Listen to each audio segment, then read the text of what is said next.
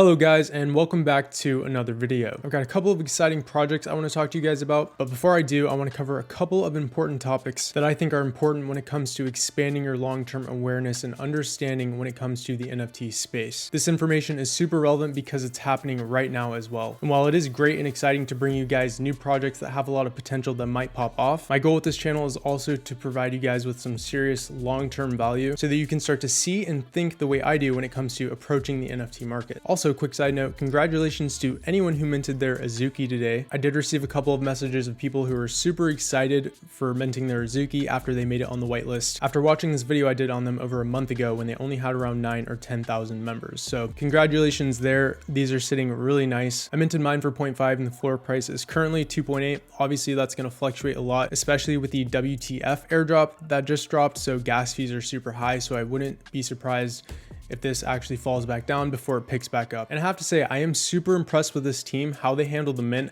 how well integrated their website was when it came to connecting and showing your transaction on Etherscan, showing your token on OpenSea. It was just really nice. The UI is amazing. I am personally holding this project. I don't plan on selling mine. This is a long-term hold for me. I personally really see the long-term value in the team behind this project, and I think that they're going to do some amazing things. But either way, even if you sold, profit is profit. If this was my first 1 or 2 projects, I'd probably sell because at current market price, this is like a $9,000 flip in one day. So there's no shame at all if you sold this. For me, it's a long-term hold. And then on top of that, we also have the C-01 pre-sale mint happening in about 9 hours. And then the next day, they're going to have their raffle sale. So you could have connected your wallet and entered into the raffle so that you could mint 2 NFTs. Per wallet, you just had to have enough Ethereum in your wallet to cover at least one of the mints plus gas fees. So that is another exciting project that is going to launch this week. So with all that being said, let's go ahead and hop back onto the topics of this video. So I want to quickly start with this message I sent in my Discord after someone asked me a question regarding floor prices, because I think it highlights some key topics on the information I'm about to cover. I'm not going to go over the whole thing. I'm just going to summarize the key points for you guys. So basically, someone in our Discord named Kai asked why the floor on this certain project was dropping so fast in the past 16 hours. And basically what I was saying is that is happening across all collections. If we pop over to the Oxia Origin OpenSea, about 36 hours ago, the floor price for this project pumped up to about 1.8 Ethereum. And then this morning, the project absolutely plummeted back down to 1 Ethereum before finding a bunch of buyers and rebounding back up to 1.2. So I want to quickly explain why this happens so that you guys can be aware of what's going on and understand how to navigate these market conditions. So essentially there's 2 key factors. The first one is that the other day, I talked about this in my previous video, we saw $261 million in volume on OpenSea, which was not only the high for the past 2 months, but I'm pretty sure it was also an all-time high. And whenever we see an all-time high in pretty much any market, there's a good chance that we're going to get a retracement. Smart money is going to start taking profits. They're going to start liquidating their positions, and prices are going to start plummeting back down to find a new place of balance where buyers may or may not come back in. So on top of that, the next day was airdropped. And so what we're starting to see with these airdrops is when people are going and claiming these airdrops, we're seeing gas prices absolutely spike. And so what that happens is, and what's starting to be the common theme is, there's an airdrop that's about to be mass adopted. It's either time to sell or expect some serious downside in the short term for the projects that you're in. And the main reason for that is because when GWEI is skyrocketing, buyers are not going to be coming into those markets. So instead of seeing a sale happen every minute or every 3 minutes or 5 minutes, you're going to see these gaps where sales aren't going to be happening for 20, 30, 15 minutes. And so typically what happens is a group of people start to undercut each other rapidly to see who can get the first sale. But the problem is GWEI is so high that sales aren't going through anyway. So undercutting actually doesn't really make sense because sales aren't happening because gas is high. But like I said, a lot of people who are new in the space don't really understand that. So they just keep undercutting. And that's what we saw when we saw Oxia Origin, for example. And this happened across a ton of collections.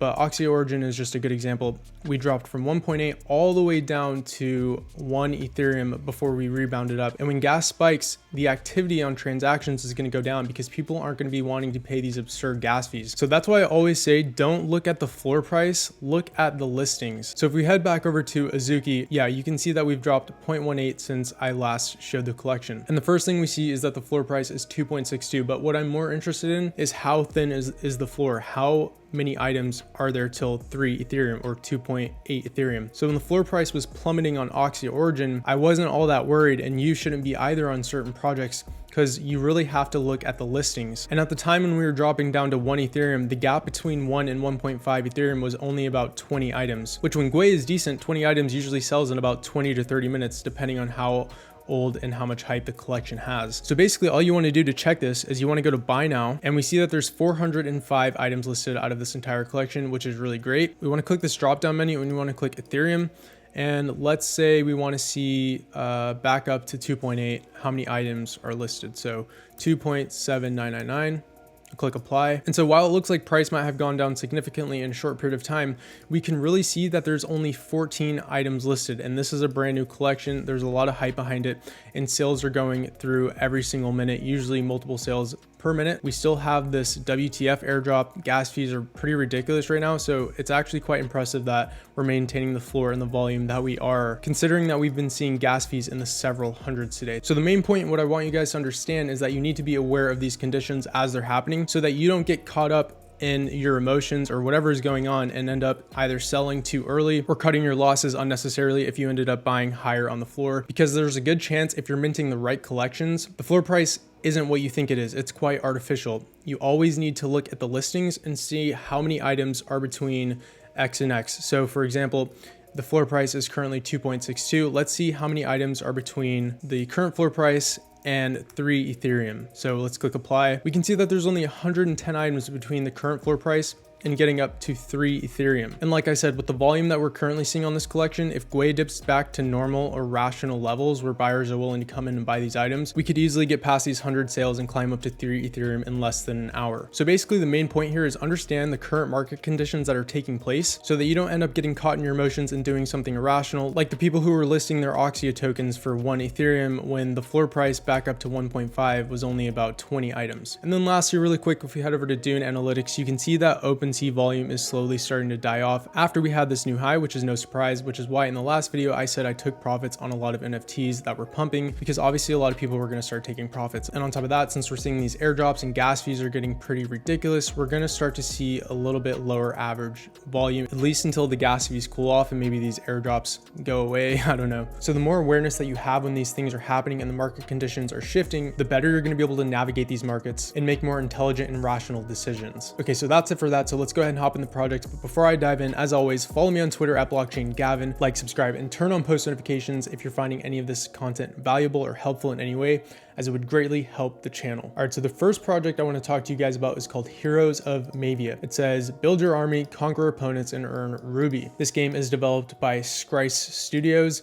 And if we click on Scryce Studios, you can see that they're a blockchain game development studio. And it says that they're on a mission to bring player-owned games to the masses. So what's awesome is already off the bat, they have a fully doxed team right on their Twitter. You can see that they're actually a pretty large and professional team based out of an actual development studio, which is amazing. Now, if we head over back to Mavia game, we can see that they currently have about 50,000 followers on Twitter. So this is getting a good amount of hype, and it is for good reason, not only for the team and what they're building, but because these guys are essentially building the first play to earn Clash of Clans style type game. Now, I don't know about you guys, but I played a ton of Clash of Clans when I was in high school. I'm pretty sure I had like a max Town Hall 9. If I can find it and load up my account, I'll pull up a screenshot. But either way, I remember Clash of Clans being an absolute massive game. At the time when I played, they were always top 1 on the App Store in terms of most grossing apps. Obviously, the company behind it, Supercell, was earning billions of dollars. So if these guys can create a similar game with the same functionalities that is a blockchain play to earn game built with NFT assets that are owned by the community, this could be absolutely huge. So let's go ahead and hop over to their website, Mavia.com. So right off the bat, as expected, you can see that this website looks incredibly professional. It looks very well done. So they're basically saying they are the first AAA team to create a blockchain-based builder game like Clash of Clans. So if we scroll down, we see something very familiar. This looks very much like Clash of Clans. This looks really good, really clean.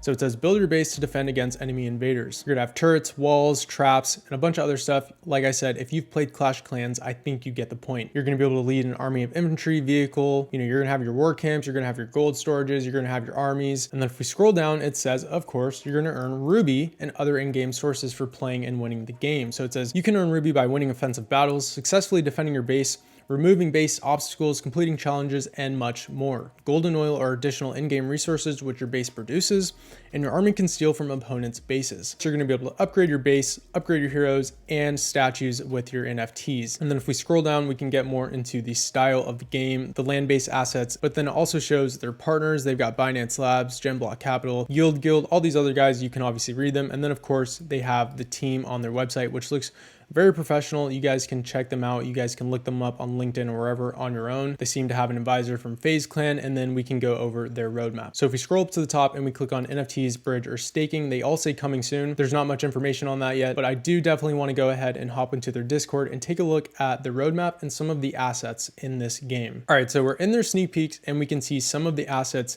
in their game. Personally, I think these look really cool. They're giving us like these renderings that I'm sure they're making as they go, which is awesome. And so you can see, for instance, they're showing like these turrets. So at level 1, you'll have like this basic style turret.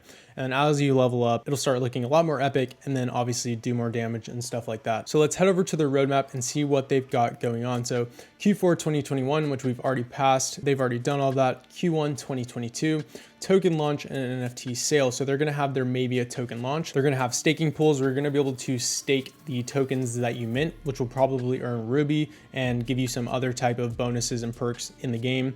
And then they're gonna have land, hero, and statue NFT sales, which are probably going to be like cosmetic items that you could have bought in Clash of Clans for like a ton of gold. And then it says Q3 2022, they're going to have their public beta launch where you can do beta testing. They're going to have their web platform release, which is awesome. And then they're going to have their NFT marketplace launch. And then Q4 2022, it says the Mavia global launch, version 1 of the game will launch, Ruby token will launch, gameplay balancing. So they're going to work out the game mechanics and the balancing of offensive characters and defenses such as like turrets, walls, and all of that other stuff. But that is it for Heroes of Mavia. I recently just found out about these guys a couple of days ago. I personally think this project looks really good, really promising, especially considering that they have their own AAA blockchain game developing studio behind them. They already have 50,000 followers on Twitter and 50,000 in their Discord. So obviously the community is really liking this project and where it's going. They're seeing the vision. And like I said, if they can actually fulfill their roadmap and do the things that they're talking about, I think that this project has massive potential that could do very well, because I completely understand a game like this considering how many hours I spent playing Clash of Clans, and it is community owned. So definitely check out Heroes of Mavia, follow them on Twitter, check out their website, hop in their Discord, and as always, I will leave their links in the description below. All right, so the next project I want to talk about is called Imaginary Ones. It says living in an imaginary metaverse, good vibes only. So if we scroll down a bit, we can check out some of their sneak peeks. And if you haven't guessed what I'm about to say already, emerging trends. Like I said, we want to catch on to these trends as fast as we can, especially when a project looks this good. So obviously Invisible Friends is popping off and everyone knows that project is probably going to do really well. So now we have Imaginary Ones that is taking the same style approach, where it is a walking GIF, and then they have their own unique style of art, which I personally think it looks very good and very unique. So we can check out a little bit more of their sneak peeks. Obviously they're not giving us too much yet, but you can see that these are actually pretty sweet, super vibrant, super cheerful, super playful, and super appealing. And then if we scroll back up and head over to their website, imaginaryOnes.com, we come to their coming soon page. So these guys don't have their full website up yet, and they do not yet have their Discord open, at least not as far as I'm aware of. But then we can also scroll down and see some of those sneak peeks that I showed you guys earlier. These look really cool. I'm looking forward to finding out more about this project because I can already tell that this has a lot of potential. We've got Clement and we've got David. I think David actually follows me on Twitter. So shout out to you, David, for following me. Yeah, follows me on Twitter. Sweet. But anyways, you know I love a docs team. We've got Clement, we can check him out as well. So this is Clement's account, but that is pretty much it for Imaginary Ones. Like I said, we don't know too much about this project. This is brand new, but so far it looks very promising. I can see this blowing up in the next week alone, not to mention the rest of the month. So definitely keep an eye on Imaginary Ones, follow them on Twitter, and you're probably going to want to turn on those post notifications, which I just have done. But that is going to conclude today's video. I hope you guys found some valuable nuggets other than the projects I just showed you when it comes to the NFT market and navigating the constantly changing market conditions. Follow me on Twitter at Blockchain Gavin, like, subscribe, turn on post notifications, and I will catch you in the next video. Peace out.